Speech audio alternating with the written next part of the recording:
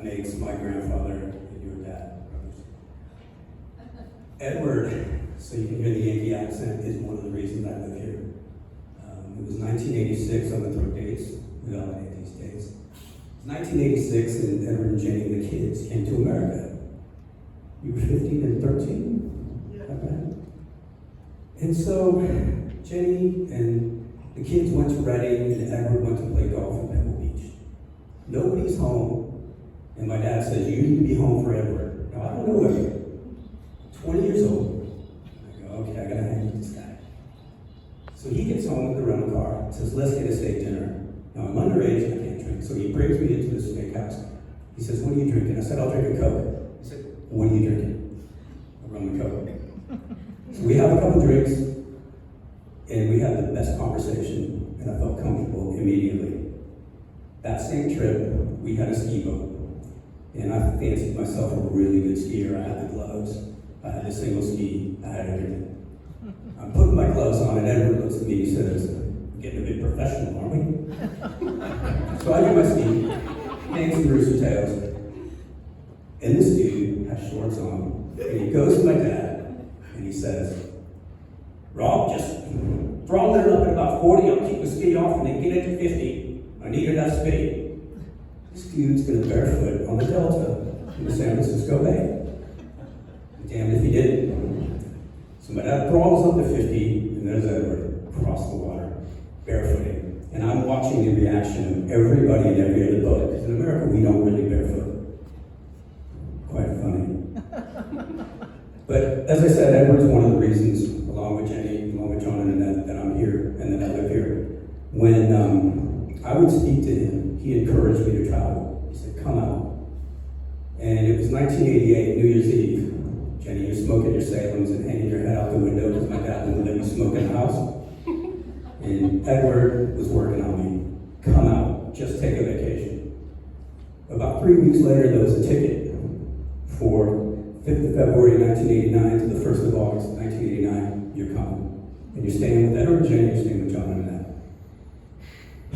What am I going to do in Australia? To me, it was like a bunch of kangaroos and no paved roads.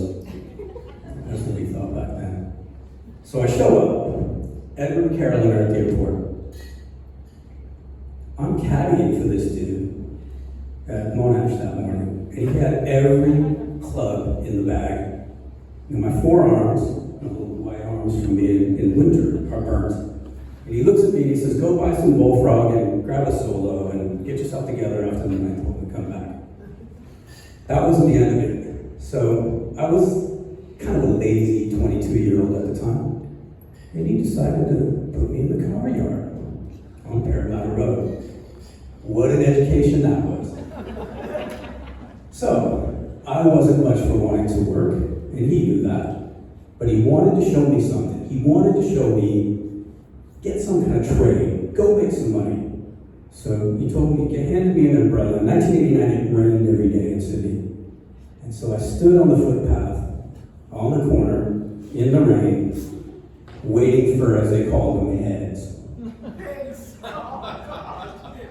So, I've got my Bobby Brown cassette tape in my back pocket. He's nowhere in sight. I'm getting in this Toyota Celica with a nice stereo, rolling the windows up, reclining the seat and listening to music. I ain't standing out on the corner. So I do so. 10 minutes later, the loudest pound on the window you'll ever hear.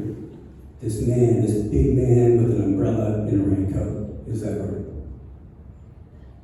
So I'm reclining in the seat. I roll down the window. He looks at me and he goes, you're not going to sell any friggin' cars. And he didn't say friggin'. Sitting in there, Mike, get out on the footpath. I'm back out on the footpath now. The bottom line was he was really, at that time, trying to mentor me. Always really saying, don't waste time, get out there. And the funny story about this whole car yard thing was it was 1989 and I actually went back to Los Angeles. I had no skills whatsoever.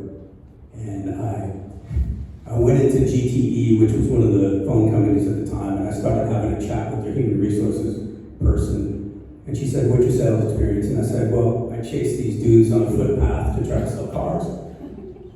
She gets on the phone and she says, hey, I think I have a really good candidate for an internal sales guy for you. And I remember Jenny B. wrote, we used to write letters back in the day, right? And you said, I wish I was a fly on the wall, right? But I think the bottom line for me is that mentorship at the time and those good intentions, where it was really a one-way conversation of him kind of hitting me over the head. Years later, this was 7 years ago, you welcomed me into your home for a while. And you'd be gone, or you'd be doing sculpture, you'd be doing something, and I was working at a startup company as a salesperson. My profession is sales. And I would come home, and I'd have a bottle of wine oftentimes, and we'd crack a glass of wine, and we'd sit at that long table, right? And he just wanted to hear, because the one thing he would always say is, I'm really happy where I'm at. I don't miss the car yard, I don't miss any of that. But he'd want me to tell him, what did you do? How were the deals? And it was like, not the tables had turned, but just, he was just happy to say, I think I had a part in this guy's direction. And I always appreciate that. And I'm really happy you have the support system you have now.